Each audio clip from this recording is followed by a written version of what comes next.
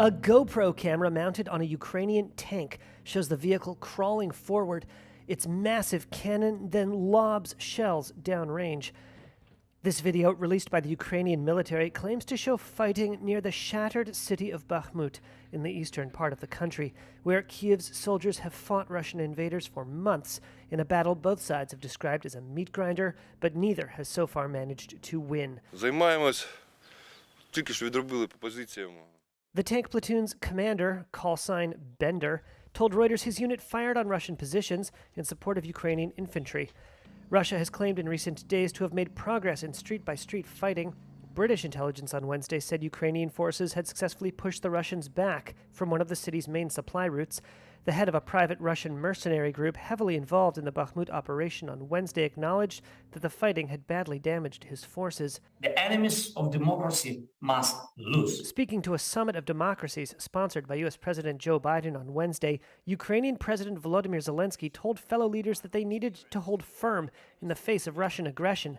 He again pleaded for continued arms and support to help his forces push back Moscow. This is deciding the fate of not only Ukraine, this is deciding the fate of everyone. Ukraine has in recent months begun to receive a suite of modern military hardware promised by the U.S. and NATO to help Kiev mount an expected spring counteroffensive.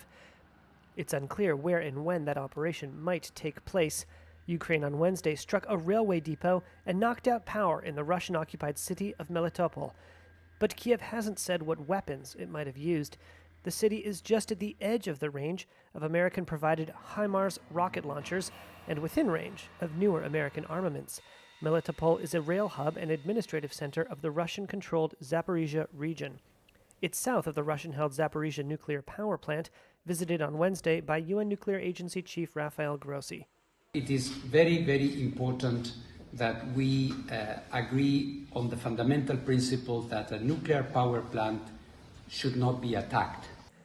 Grossi has been pushing for a safety agreement between Ukraine and Russia to protect the facility.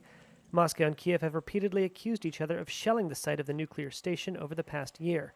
The sprawling Zaporizhia nuclear plant was a prized part of Ukraine's energy network and accounted for around 20% of national power generation before the Russian invasion.